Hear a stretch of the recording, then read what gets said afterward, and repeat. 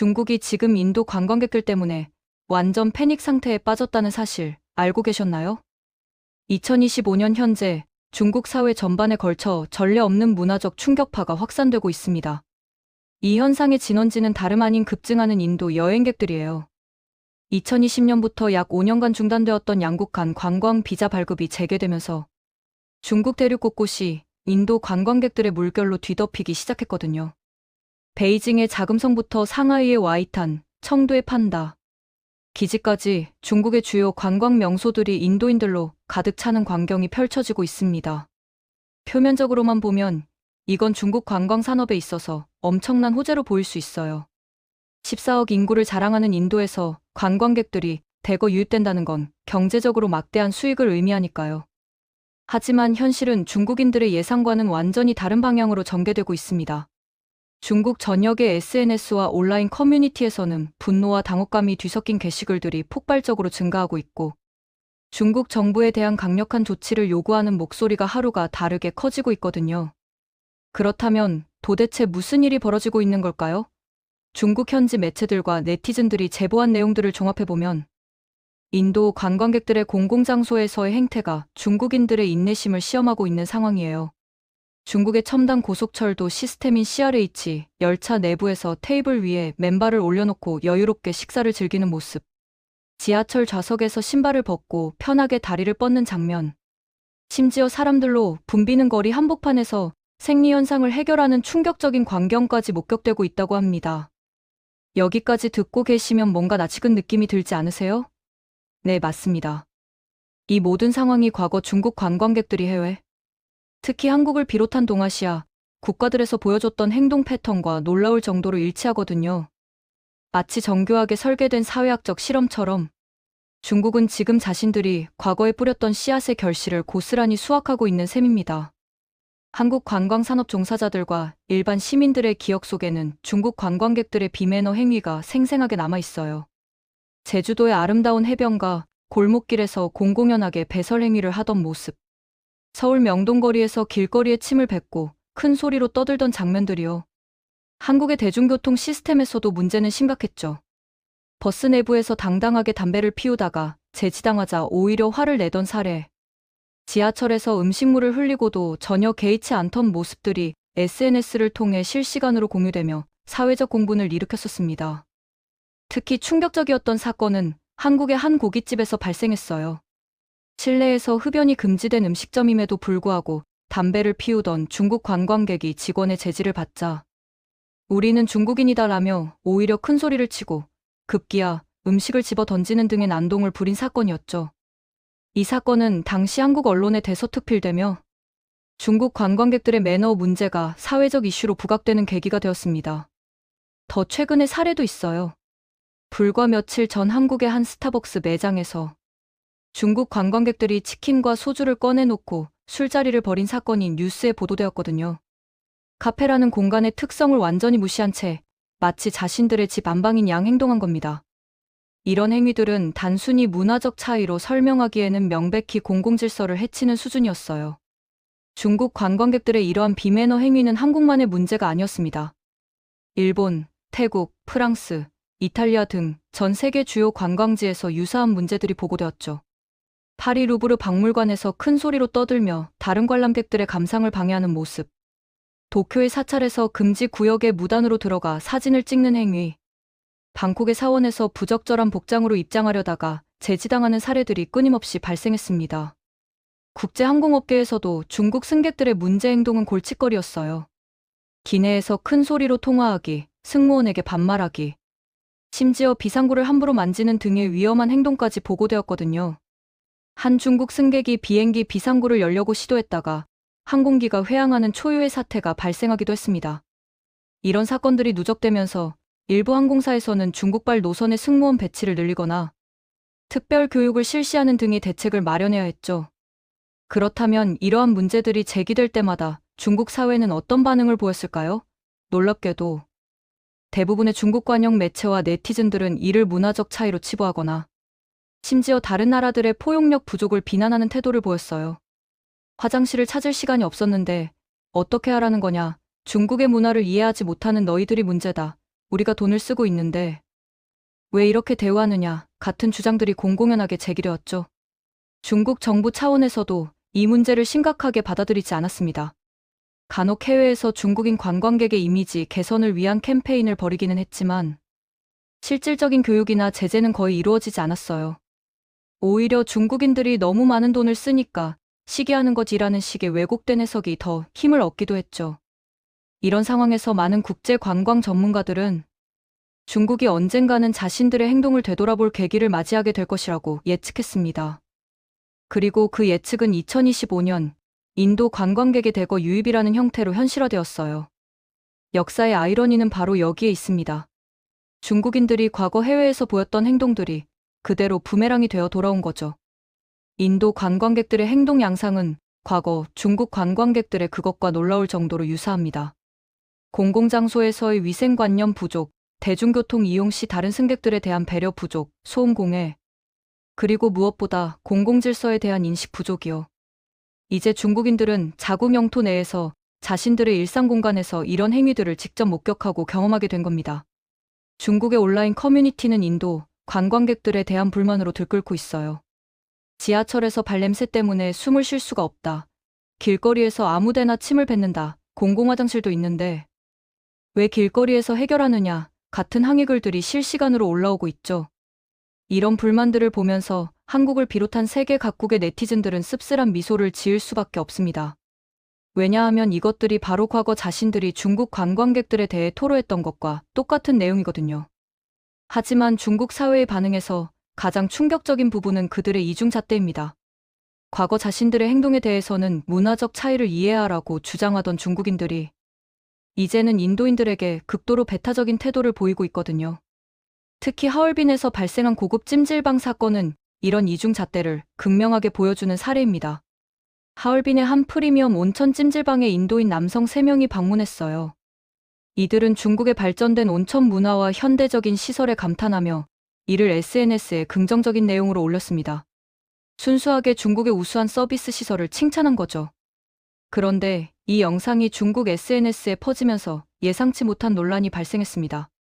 중국 네티즌들은 인도인들이 다녀간 찜질방은 불결하다. 인도인들은 위생관념이 없어서 목욕탕 물을 오염시켰을 것. 겐지스강에서 시체와 함께 목욕하는 사람들이 우리 찜질방에 왔다니.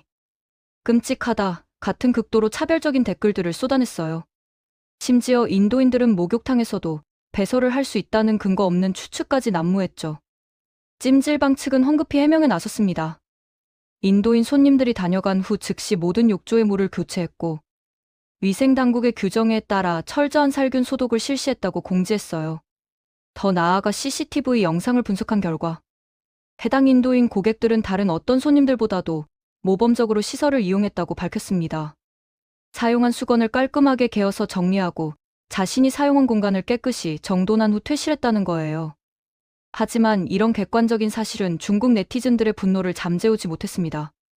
오히려 찜질방 주인이 돈에 눈이 멀어 인도인을 받아들였다며 비난의 화살을 업주에게 돌렸죠. 결과적으로 이 찜질방의 매출은 단 일주일 만에 무려 90%나 급감했습니다. 수십 년간 쌓아온 신뢰와 평판이 인도인 고객 3명을 받았다는 이유만으로 하루아침에 무너진 거예요. 이 사건은 중국 사회의 깊은 모순을 드러냅니다. 자신들이 해외에서 비슷한 대우를 받았을 때는 인종차별이라며 강력히 항의하던 중국인들이 정작 자국 내에서는 더 노골적인 차별과 편견을 드러내고 있는 거죠. 만약 과거 한국이나 일본의 찜질방이나 온천에서 중국인이 다녀갔으니 불결하다며 영업을 거부했다면 중국은 어떤 반응을 보였을까요? 틀림없이 국가적 차원의 항의와 불매운동으로 대응했을 겁니다. 중국과 인도의 관계를 이해하기 위해서는 양국 간의 복잡한 역사적 맥락을 살펴볼 필요가 있어요. 두 나라는 1962년 국경 분쟁 이후 지금까지도 완전히 해결되지 않은 영토 문제를 안고 있습니다. 히말라야 산맥을 따라 형성된 약 3,488km의 국경선을 둘러싸고 여러 차례 무력 충돌이 발생했죠. 특히 2020년 가란 계곡에서 발생한 충돌은 양국 군인들의 사상자를 낳으며 관계를 극도로 악화시켰습니다. 이런 역사적 배경 때문에 중국과 인도 국민들 사이에는 상호 불신과 적대감이 뿌리 깊게 자리 잡고 있어요. 교육 과정에서도 상대 국가에 대한 부정적인 서술이 포함되어 있고 미디어 역시 상대방을 경쟁자나 잠재적 위협으로 묘사하는 경우가 많죠. 이런 상황에서 인도 관광객들의 비매너 행위는 중국인들의 기존 편견을 더욱 강화시키는 촉매제가 되고 있는 겁니다. 중국 SNS에서는 인도 관광객들의 행동을 단순한 개인의 문제가 아닌 인도라는 국가 전체의 문제로 확대 해석하는 경향이 나타나고 있어요. 인도는 후진국이라서 시민의식이 없다. 인도 정부가 국민 교육을 제대로 하지 않았다. 인도 문화 자체가 공공질서와 맞지 않는다. 같은 일반화의 오류를 범하는 댓글들이 수천 개씩 올라오고 있죠. 하지만 이런 반응을 보면서 국제사회는 중국의 이중성을 재차 확인하고 있습니다. 왜냐하면 과거 다른 나라들이 중국 관광객들의 비매너 행위를 지적했을 때 중국은 일부 개인의 잘못을 국가 전체의 문제로 확대하지 말라고 주장했거든요. 그런데 지금은 정반대의 논리를 펼치고 있는 겁니다. 중국 정부에 대한 압박도 거세지고 있어요. 네티즌들은 인도 관광객에 대한 더 엄격한 관리 감독을 요구하고 있습니다. 인도인 관광객들에게 중국의 공공질서를 교육하는 프로그램을 의무화해야 한다. 비매너 행위를 하는 인도인은 즉시 추방해야 한다. 인도인 관광 비자 발급 기준을 강화해야 한다. 같은 청원들이 정부 온라인 플랫폼에 빗발치고 있죠. 흥미롭게도 이런 요구들은 과거 한국, 일본, 유럽 국가들이 중국 관광객 문제에 대응하기 위해 제시했던 방안들과 정확히 일치합니다. 한국 관광업계도 중국 관광객 급증 시기에 비슷한 대책을 요구했었거든요. 중국어로 된 공공질서 안내문 제작, 중국 관광객 대상 매너 교육, 심각한 비매너 행위에 대한 제재 방안 등을 건의했죠. 하지만 당시 중국은 이를 중국인에 대한 차별이라며 강하게 반발했었습니다. 이번 사태를 통해 중국 사회 내부에서도 자성의 목소리가 일부 나오고 있는 건 사실이에요. 일부 지식인들과 젊은 세대 중심으로 이제라도 우리의 과거 행동을 돌아봐야 한다. 우리가 해외에서 어떻게 행동했는지 기억해야 한다는 의견이 제기되고 있습니다. 중국의 한 유명 칼럼니스트는 우리가 거울을 보고 있는 것이라며 성찰을 촉구하는 글을 발표하기도 했죠. 하지만 이런 목소리는 여전히 소수에 불과합니다. 대다수의 중국 네티즌들은 여전히 인도를 비난하는 데 집중하고 있고 자신들의 과거 행동과의 연관성을 인정하지 않으려는 태도를 보이고 있어요. 심리학에서 말하는 인지 부조화의 전형적인 사례라고 할 수 있죠. 자신의 행동과 타인의 행동을 다른 기준으로 판단하는 이중잣대 말이에요. 이 상황을 바라보는 국제사회의 시선은 복잡합니다. 한편으로는 중국이 자신들의 과거 행동에 대한 대가를 치르고 있다는 점에서 일종의 정의가 실현되고 있다고 느끼는 사람들이 있어요. 특히 중국 관광객들의 비매너 행위로 직접적인 피해를 입었던 한국, 일본, 태국 등의 관광업 종사자들과 시민들은 이제야 중국도 우리 심정을 이해하게 됐다며 안도감을 표현하고 있죠. 한국 온라인 커뮤니티에서는 거울치료, 부메랑, 인과응보 같은 표현들이 자주 등장하고 있어요. 과거 중국 관광객들로 인한 불쾌한 경험들을 공유하면서 이제 중국도 똑같은 일을 겪고 있다니 속이 다 시원하다는 반응들이 많습니다. 제주도 주민들은 특히 공감대가 높은데 한때 중국 관광객들의 무분별한 행동으로 골머리를 앓았던 경험이 있기 때문이죠. 일본 SNS에서도 유사한 반응이 나타나고 있습니다. 도쿄와 오사카, 교토 등 주요 관광지에서 중국 관광객들의 소란스러운 행동에 시달렸던 일본인들은 중국이 똑같은 상황을 경험하고 있다며 아이러니를 지적하고 있어요. 한 일본 네티즌은 우리가 중국 관광객 문제를 제기했을 때 중국은 우리를 비난했는데 이제는 인도를 똑같이 비난하고 있다며 이중성을 꼬집었습니다. 유럽의 주요 관광 도시들에서도 이 뉴스가 주목받고 있어요. 파리, 로마, 바르셀로나 등에서 중국 관광객들의 매너 문제로 고심했던 관광업계 관계자들은 문화적 차이라는 핑계로 일관하던 중국이 이제는 다른 나라에 똑같은 기준을 적용하고 있다며 모순을 지적하고 있죠. 그러나 다른 한편으로는 이 상황이 결국 문화적 편견과 차별을 더욱 강화시킬 수 있다는 우려의 목소리도 있습니다. 국제관광학 전문가들은 특정 국가의 관광객을 일반화해서 판단하는 것은 위험하다며 경계심을 표하고 있어요. 모든 중국인이 비매너 관광객이 아니듯이 모든 인도인이 공공질서를 지키지 않는 것도 아니거든요. 실제로 통계를 살펴보면 흥미로운 사실을 발견할 수 있습니다. 중국을 방문하는 인도 관광객 중 비매너 행위로 신고되는 비율은 전체의 극히 일부에 불과해요. 대다수의 인도 관광객들은 현지 규칙을 준수하고 성숙하게 여행을 즐기고 있죠. 마찬가지로 해외를 여행하는 중국인들 중에서도 공공질서를 잘 지키고 현지 문화를 존중하는 사람들이 훨씬 많습니다.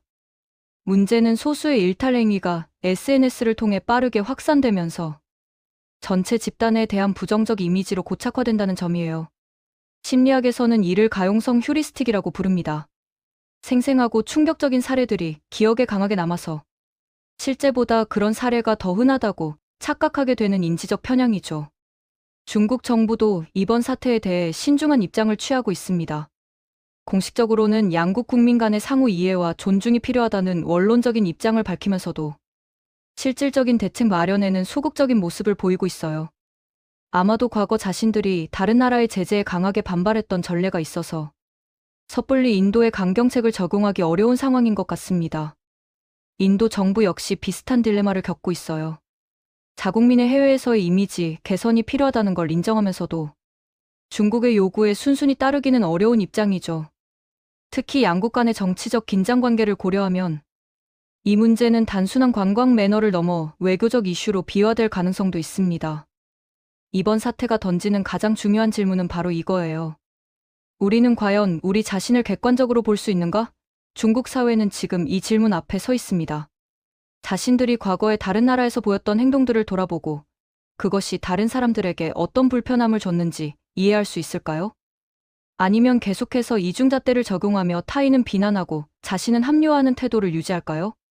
재밌게 보셨다면 구독과 좋아요, 알림 설정 부탁드립니다.